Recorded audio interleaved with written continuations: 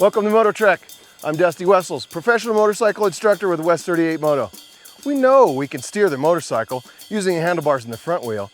Did you know you can also steer the motorcycle using the rear wheel with the throttle and the rear brake?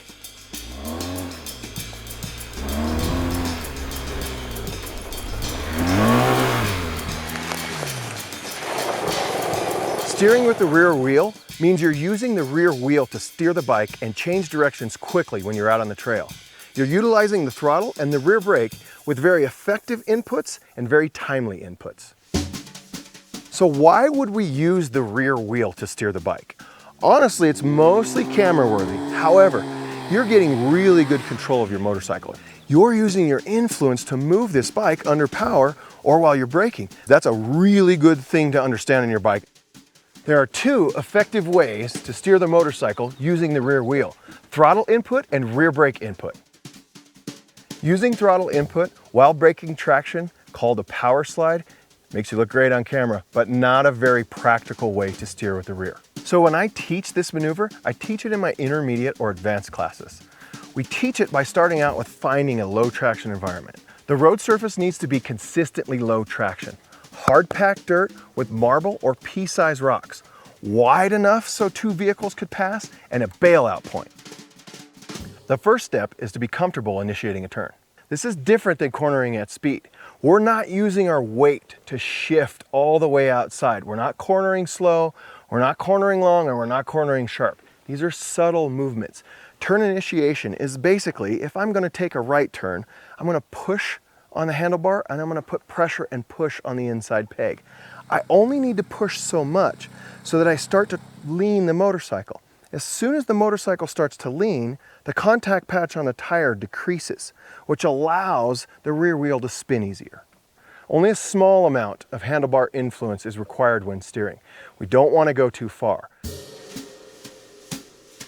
Next, the rider needs to be comfortable with braking traction with the rear wheel. I teach my students to do this in a straight line. Standing up, weight forward, high RPMs in first gear, blip the throttle until the wheel breaks traction. Once the rider is comfortable with turn initiation and breaking the rear wheel loose, I teach them to combine the two.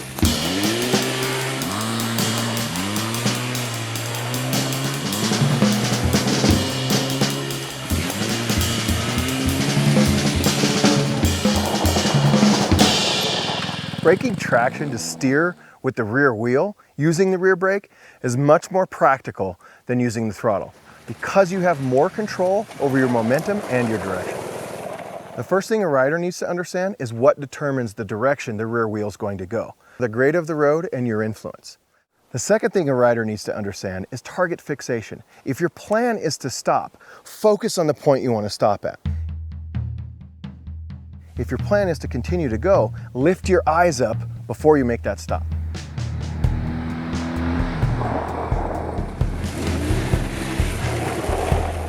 The third thing a rider needs to understand, the rear brake is ineffective at stopping in a skid turn because it's locked up. The front brake is the only way to stop in a skid turn. The proper technique for applying front brake is 1 or 2 fingers. Slight pressure until you stop. Don't stab and don't grab. Choosing a low traction environment and turn initiation are the same in a skid turn and a power slide. In a skid turn, the rider needs to keep their weight neutral and stomp on the rear brake. Stay on it all the way through the turn. Don't release the rear brake. If the rider lets up in the middle of the turn, the rear wheel can gain traction and it could cause a high side.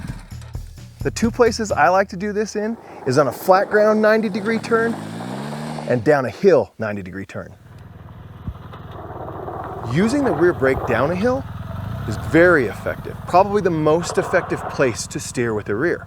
If you have to make a choice of going left or right at the bottom of a hill, if you hit your rear brake at the right time, the grade of the road will cause the rear wheel to lock up and slide in the direction you point the front wheel.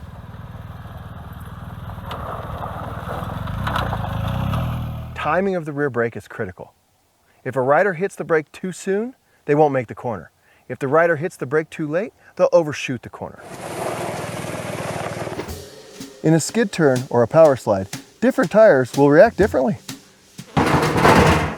I've got two very different tires here. If you look at the tread pattern of each of these, they're so different from each other, and their handling characteristics will also be super different when you're on the bike. So if you're gonna do that power slide in the rear end, getting it around, a tire like this will break away later and will grab earlier. So your window of slide will be much narrower. And when this thing re-grabs the ground, all these little biting fingers of the tread lugs, they're gonna grab and attack the ground. And that back end might feel a little bit unpredictable in terms of snapping back into that traction zone. This is a fun tire to ride, but a little more demanding. This is more of an advanced tire. Moving over to the street tire. When you get to the breakaway point on this tire, it's going to be quite a bit more forgiving. This tire will ease into that slide point, and then once you're in it, you'll have a more fluid, dynamic roll across the surface of the ground. And so this tire will break away earlier, and then it'll reconnect later. You'll have more fun sliding on this tire. It'll be a really great experience. But your straight line drive is going to be less than over here on this aggressive tire tread.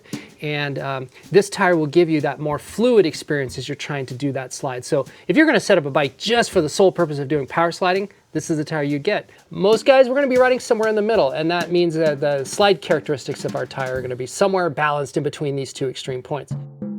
And once you find the balance and breakaway point on your bike with your tires, you'll be sliding like a pro. Now, I can't teach you this in a video. You gotta get the feel for it. The reason is there's so many variables. The weight of the bike, the power of the bike, how strong the rear brakes are, what does the terrain look like around you, how fast are you going, how sharp is your curve. All those variables matter. The key here is to start with a small turn in a safe environment.